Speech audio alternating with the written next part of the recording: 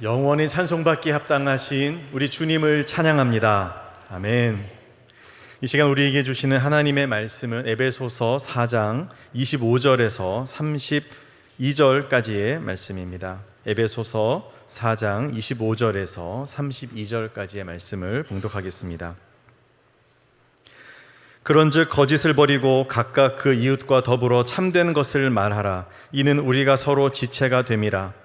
분을 내어도 죄를 짓지 말며 해가 지도록 분을 품지 말고 마귀에게 틈을 주지 말라. 도둑질하는 자는 다시 도둑질하지 말고 돌이켜 가난한 자에게 구제할 수 있도록 자기 손으로 수고하여 선한 일을 하라. 무릇 더러운 말은 너희 입 밖에도 내지 말고 오직 덕을 세우는 데 소용되는 대로 선한 말을 하여 듣는 자들에게 은혜를 끼치게 하라. 하나님의 성령을 근심하게 하지 말라. 그 안에서 너희가 구원의 날까지 인치심을 받았느니라. 너희는 모든 악독과 노함과 분냄과 떠드는 것과 비방하는 것을 모든 악의와 함께 버리고 서로 친절하게 하며 불쌍히 여기며 서로 용서하기를 하나님이 그리스도 안에서 너희를 용서하심과 같이 하라. 아멘. 에베소서는 우리가 누구인지를 말해줍니다. 우리가 누구입니까? 우리는 예수 그리스도를 믿고 구원받은 하나님의 백성들, 바로 교회입니다. 교회는 현존하는 그리스도의 몸이며 각 마디들을 통해서 성장해 갑니다. 성도와 성도가 서로 연결되고 결합되어서 새 사람, 새 공동체를 이루어서 그리스도의 장성한 분량에까지 자라가는 것이 바로 우리 교회입니다. 그리스도의 장성한 분량, 예수님만큼 예수님의 인격과 그분의 모든 면모를 닮아가는 우리의 공동체, 우리 각 사람들인 것이죠. 개인과 공동체의 이와 같은 자라남, 성장은 무엇을 의미합니까? 이것은 우리의 내면의 성장과 성숙을 의미합니다. 우리의 속사람이 주님을 닮아가는 거죠. 그런데 여기에서만 그치는 것이 아닙니다. 속사람이 달라지면 우리의 겉사람의 행동과 삶의 방식이 달라질 수밖에 없지 않겠습니까? 그렇기 때문에 생활의 변화까지를 의미하는 거죠. 그래서 에베소서는요 1장부터 3장까지는 보다 본질적인 우리가 누구인지를 설명하고 있다면 이제 4장부터 마지막 6장까지는 그렇게 변화되어지고 구원받은 우리들이 교회를 이루어서 어떤 모습으로 살아가야 하느냐, 구체적인 변화되어진 새로운 삶에 대한 이야기를 우리에게 전해주고 있습니다. 자, 이와 같이 외적인 변화가 우리에게 이루어져야 하는데요, 이 외적인 변화 가운데서 가장 두드러지고 또 제일 중요하게 여겨야 하는 부분 가운데 하나가 뭐냐 하면 바로 우리의 언어 생활입니다. 말의 중요성, 이 부분들은 이미 다 알고 계실 겁니다. 말 한마디로 천냥 빚을 갚는다라고 하는 이야기처럼 참 사람의 이 말에 따라서 사람을 살리기도 하고 또 멀쩡한 사람을 사지로 내몰기도 하지 않습니까? 어떤 말을 사용하느냐, 여기에 따라서 우리가 함께 모였을 때 그 모임이 정말 천국과 같은 모임이 되기도 하고 정말 잊고 싶지 않은 고통스러운 그런 지옥과 같은 곳이 될 수도 있어요. 그렇기 때문에 우리는 어떤 언어를 써야 하느냐, 이 땅에서 천국을 누리게 하는 새 사람에 걸맞는 새 언어, 이것을 우리는 배워야 합니다. 오늘 우리가 읽은 본문 가운데서 이러한 새 언어의 관점에서 집중해서 함께 우리가 살펴볼 수 있기를 원합니다. 자, 그래서 오늘 본문의 말씀은요, 그리스도 안에서 새 사람을 입은 성도는 옛사람의 언어, 옛날의 언어들을 다 버리고 그리고 새 언어로 옷 입을 것을 우리에게 명령하시는데요, 그것이 25절입니다. 그런즉 거짓을 버리고 각각 그 이웃과 더불어 참된 것을 말하라. 이는 우리가 서로 지체가 됨이라. 지체라는 것은 한 나무의 여러 가지들이죠. 한 몸 하나의 공동체가 되기 때문에 서로가 서로를 향하여서 진실된 언어, 참된 말을 해야 된다라는 겁니다. 이 말씀은 무슨 직설적으로 말을 해서 상처를 주라, 팩트 폭격을 해라, 이런 뜻이 아니라 참된 것, 즉 참 진리이신 예수 그리스도의 뜻을 전하고 그분의 뜻에 맞게 예수님의 이름으로 다른 이들을 사랑하고 일으켜 세우고 온전하게 하는 그런 언어를 사용하라는 거죠. 자, 새로운 사람은 옛날의 언어, 거칠고 오만하고 더러운 그런 언어들을 다 내버리고요, 새로운 언어를 습득하고 배워야 됩니다. 자, 그러면 무엇을 버리고 어떤 것을 구체적으로 얻어야 할 것인가, 취해야 할 것인가, 이것이 오늘 본문의 말씀인데, 이것을 쉽게 기억할 수 있도록 제가 두 글자를 제시하겠습니다. 바로 더덕입니다. 더덕. 여러분 더덕 좋아하십니까? 제가 어릴 때 아버지랑 이제 산에 가면 어디선가 향긋한 이 더덕 향이 이렇게 코에 들어올 때가 있어요. 그러면 아버지가 가자 그러십니다. 그러면 길이 아닌 곳으로 그때부터 가기 시작합니다. 무조건 이 냄새를 따라서 막 쫓아가다 보면 거기에 더덕이 다 심겨져 있는 것을 보게 됩니다. 야생 더덕이죠. 얼마나 향이 짙은지 이거를 캐가지고 오는 날은 그날 이제 메뉴는 더덕구이가 되겠습니다. 더덕, 이걸 기억하시면 되는데요. 버려야 할 말은 더고요, 배워야 할 말은 덕입니다. 자, 이것이 구체적으로 무엇인지 우리가 함께 알아봅시다.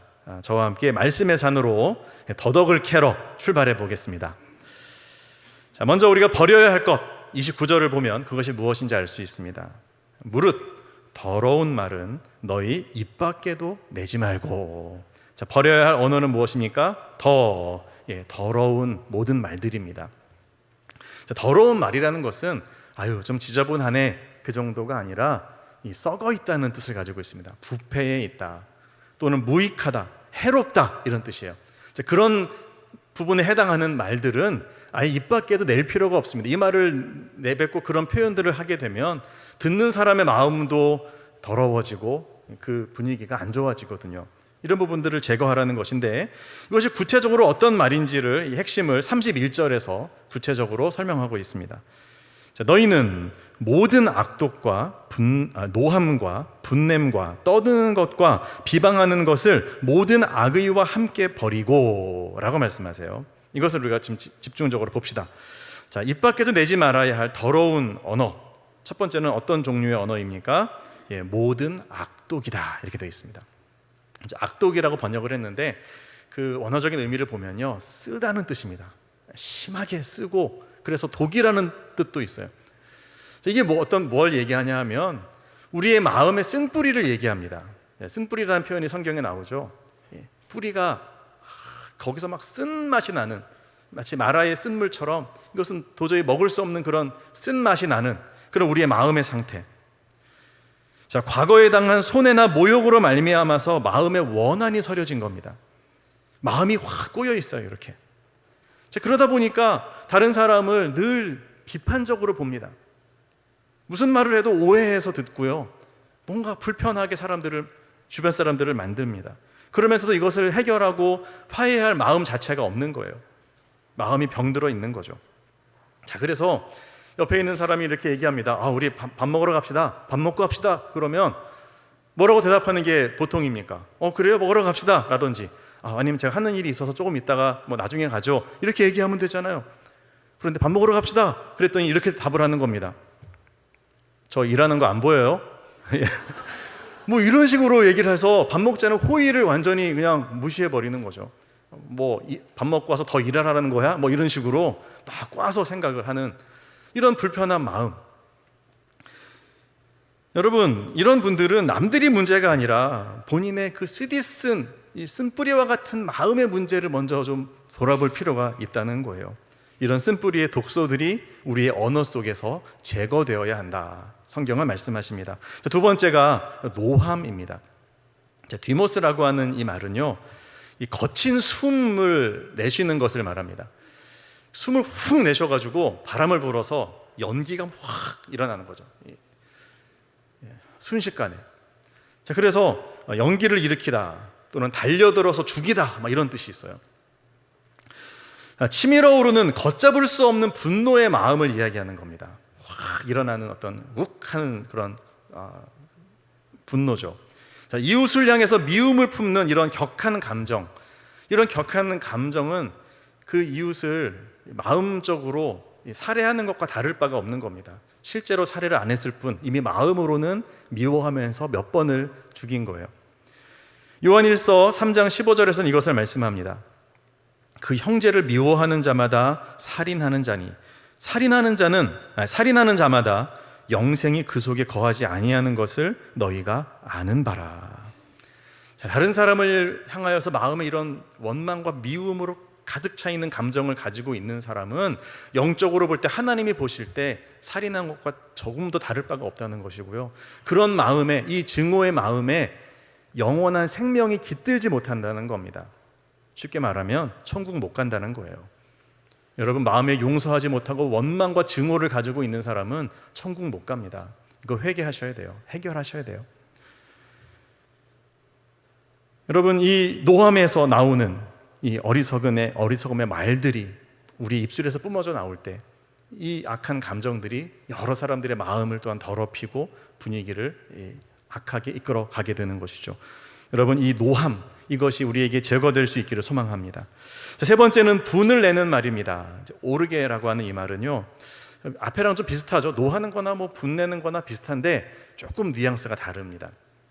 이 분을 낸다, 이 말은 좀 더 내면적인 분노를 이야기한다라고 말할 수 있습니다. 여성 명사가 돼요.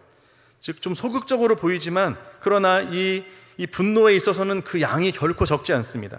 너무도 악독한 적개심이 내 마음을 완전히 장악하고 지배하고 있는 상태입니다. 겉으로는 괜찮아 보이는데 속에서는요, 이 분노가 막 마그마처럼 부글부글 끓고 있는 거예요. 자, 이런 분노, 여러분 살아가다 보면 화가 날 때가 있잖아요. 뭐 다 성인 군자가 아닌 한 어떻게 화가 안 나겠습니까? 뭐 운전하다가도 갑자기 누가 막 사고가 날 만큼 급하게 이렇게 깜빡이도 안 켜고 끼어들어오면 화가 나지 않습니까?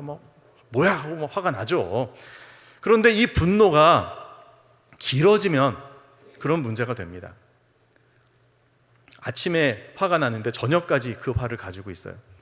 어제의 분노를 오늘까지 가지고 있어요. 작년에 화난 게 지금까지도 내 속에 계속 있습니다. 여러분, 이렇게 되면 이거는 좀 심각해집니다. 그 속에서 계속 분노가 쌓여 있으면 가슴이 답답하고요, 우라통이 터지고요, 한숨이 나오고요, 이 분노가요, 이 불똥이요, 엉뚱한 데로 막 튑니다. 사랑하는 가족들한테 막 욱하면서 튀어나오고, 엉뚱한 데서 이런 반응이 나오고, 심지어는 자기 자신을 망칩니다. 건강을 상하게 하죠. 자, 그렇기 때문에 에베소서 4장 26절에서는 이 분노에 대해서 이렇게 말씀을 합니다. 분을 내어도 죄를 짓지 말며 해가 지도록 분을 품지 말고. 화가 날 수 있어요, 사람이니까. 그런데 분이 나도 어떻게 하라고요? 죄를 짓지 마라. 화난다고 막말을 하고 막 이렇게 해가지고 상처 주고 죄 짓고 이렇게 하지 말고, 화가 나지만 이것을 잘 다스려라, 이런 뜻이고요. 또 이 화를 너무 오래 가지고 있지 말라는 겁니다. 해가 지도록까지 분을 품지 말라. 자, 해가 지면 뭐 해야 되죠? 해가 지면, 전기가 없었던 시절에 해가 지면 뭐 해야 됩니까? 잠자야 됩니다. 잠잘 시간이에요. 무슨 말입니까? 여러분의 잠자는 침상까지 낮에 있었던 그 분노의 감정을 가지고 오지 말라는 거예요. 자려고 누웠는데 계속 잠이 안 온다, 내일 아침 먹고 따지러 가야 되겠다, 막 분노가 막 계속 밤새도록 그러면 잠을 설치는 거죠. 이거를 하룻밤을 지내도 이것이 우리에게 악영향인데, 이것 6개월, 1년, 몇 년을 이 분노를 가지고 있으면 그런 분들 암 걸립니다. 여러분, 이 분노 처리하셔야 돼요. 여러분, 분을 계속 품지 마시고 정말 예수 그리스도의 이름으로 분노를 제거하시고 마음의 평안을 누리시는 여러분들 되기를 축복합니다. 이 분을 삭히고 없애야, 그래야 건강할 수 있어요. 자, 그 다음에 네 번째가 뭐냐 하면요, 이 떠드는 것, 이 고함치는 말입니다. 크라위게라고 하는 이 말은 분노를 자제하지 못하고 막 소리 지르는 것을 말합니다.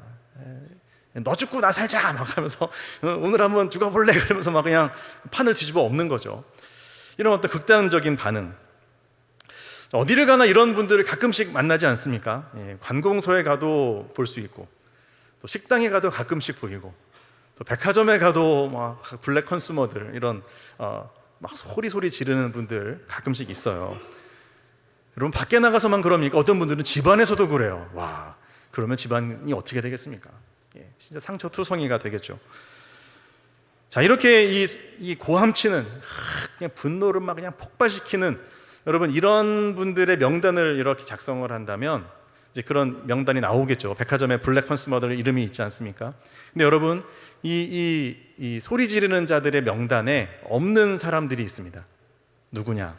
바로 새 사람들의 이름은 여기에 이름이 없어요. 왜 그렇습니까?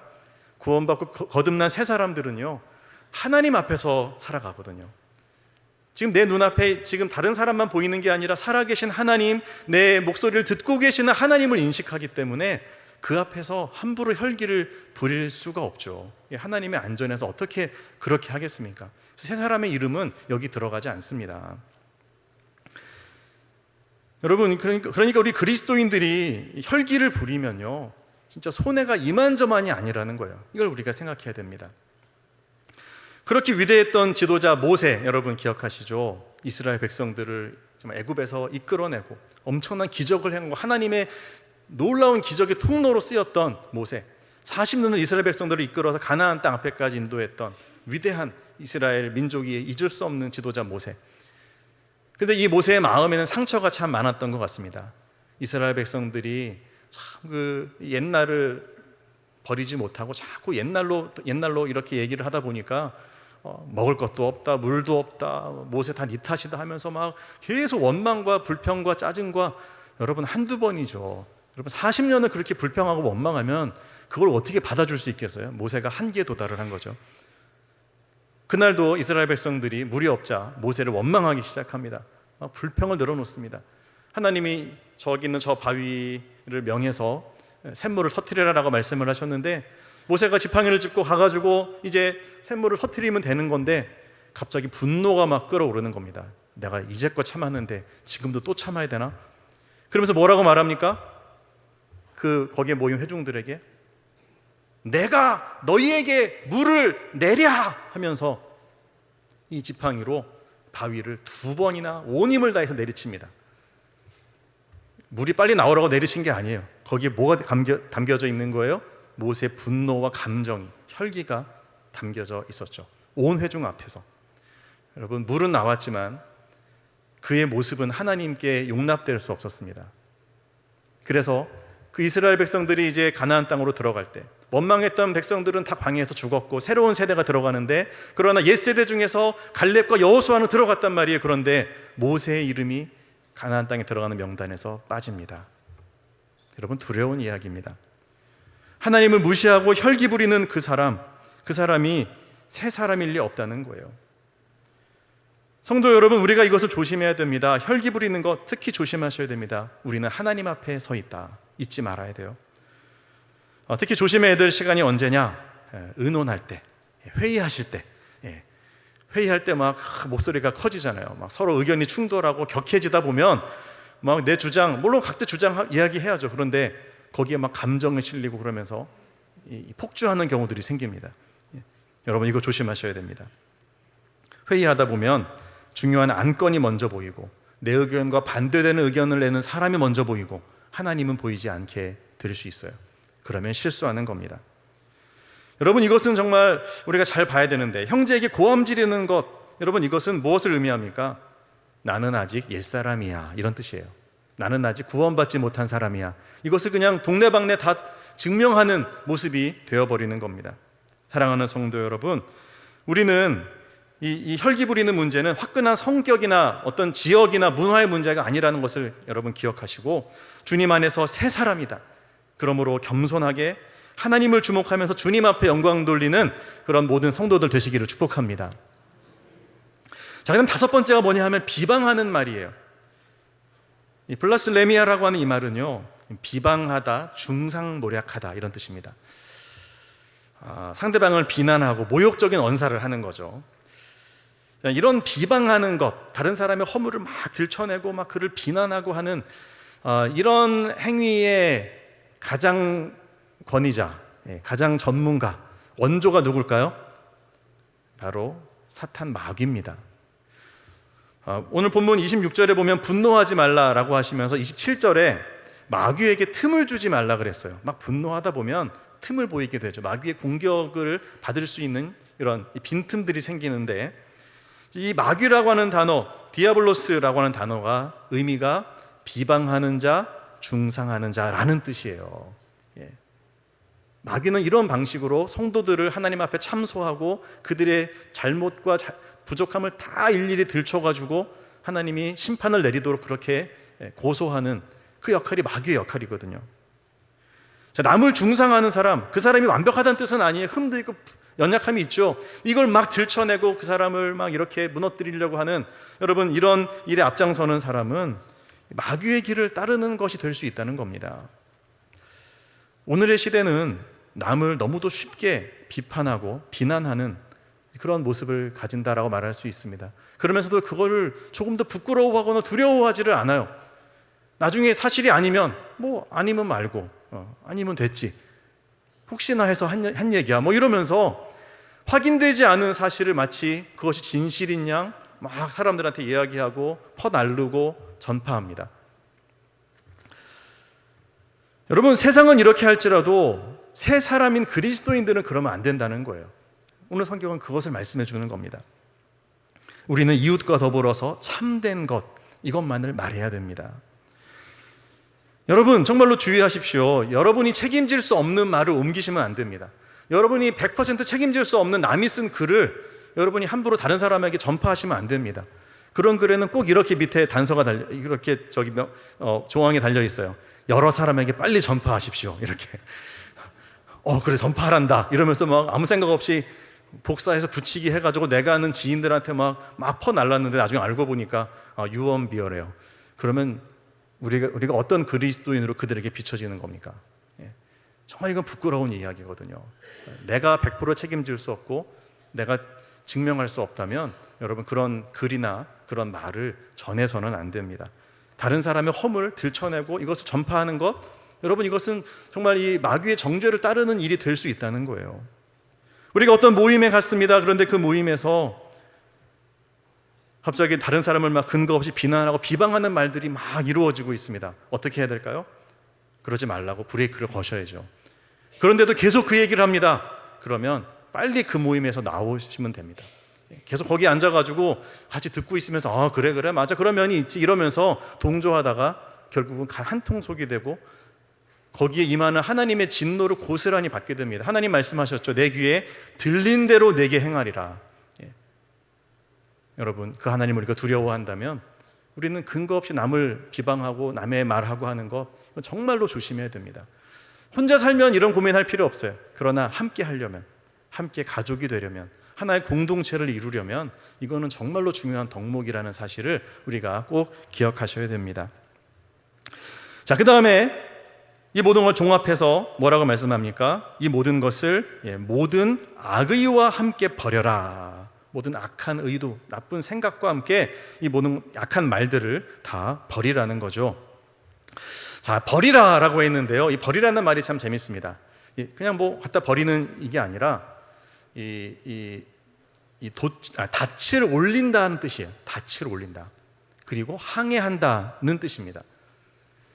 닻이 내려와 있으면 배가 정박돼 있어가지고요, 아무리 내가 저 항구로 가고 싶어도 갈 수가 없어요. 그냥 그 자리에 있는 거예요. 이 더러운 말들을 그대로 유지하고 있으면 우리의 믿음의 항해는, 새 사람의 항해는 조금 더 전진할 수 없는 겁니다. 다 걷어 올리고 그렇게 그래야 소원의 항구로 나아가게 되는 것이죠. 모든 더러운 언어들을 다 거두어드리고 은혜의 항해를 출발하는 여러분들 되시기를 축복합니다. 자, 더덕을 기억하자 그랬죠. 더러운 이 모든 말들을 우리는 다 제거해야 됩니다. 자, 두 번째로 이제는 취해야 되는 겁니다. 덕입니다. 덕. 자, 배워야 할 언어, 이것은 무엇이냐면 바로 덕을 끼치는 말입니다. 29절 말씀입니다. 무릇 더러운 말은 너희 입 밖에도 내지 말고 오직 덕을 세우는 데 소용되는 대로 선한 말을 하여 듣는 자들에게 은혜를 끼치게 하라. 아멘. 덕스러운 말은요, 듣는 사람들을 은혜롭게 만들고 기쁘게 만들고 감사하게 만들죠. 근데 덕을 세운다는 말이 좀 애매하기는 합니다. 어떻게 하는 게 덕을 세우는 걸까? 그런데 원래 의미를 보면요, 이렇게 되어 있습니다. 덕을 세우는 말을 하라라고 할 때 덕을 세운다는 것이 건축한다라는 뜻이에요. 자, 그러니까 이렇게 직역할 수 있습니다. 오직 건축하는 데 소용되는 대로 선한 말을 해서 은혜를 끼치게 하라. 자, 우리는 건축하는 자들이에요. 뭘 건축합니까? 주님의 뜻대로 아름다운 가정을 건축하고 아름다운 교회 공동체를 건축하고 그리스도의 몸을 세워가는 우리 교회, 우리 성도들인 줄로 믿습니다. 자, 여기에 도움이 되는 말을 하라는 거죠. 이 말을 하면 다른 사람의 믿음을 무너뜨리고 시험 들게 하고 이건 건축에 도움이 안 되는 거예요. 우리 건축을 방해하는 거예요. 여러분, 그러면 안 되는 겁니다. 이 기준으로만 봐도 어떤 말을 해야 될지를 감을 잡을 수가 있죠. 자, 어떤 말들이 공동체를 하나 되게 하고 일으켜 세울 수 있을까? 이것이 32절에서 한 문장으로 딱 요약하고 있는데요, 중요하니까 같이 읽겠습니다. 시작. 서로 친절하게 하며 불쌍히 여기며 서로 용서하기를 하나님이 그리스도 안에서 너희를 용서하심과 같이 하라. 아멘. 자, 우리가 적극적으로 해야 하는 덕을 끼치는 말, 건축하는 말은 어떤 말이냐? 서로에게 친절하게 하는 말입니다. 친절하게. 서로에게 너그럽게, 따뜻하게, 친절하게. 우리 소정교회 교인들은 참 친절한 분들이 많은 것 같아요. 그래서 새가족들이 우리 교회 오고 나서 많은 피드백이 우리 성도님들이 너무 친절합니다, 너무 따뜻하게 대해주십니다 라는 말씀들을 많이 하시더라고요. 잘하고 계시는 겁니다. 누구에게나 따뜻하게, 친절하게. 그런데 남들에게는 다 친절하게 하는데 가족에게 불친절하게 하는 분들 계십니다. 여러분, 가까운 사람도 더 잘해야죠. 언제나 친절하게 기억합시다. 두 번째는 뭡니까? 불쌍히 여기는 말을 해야 됩니다.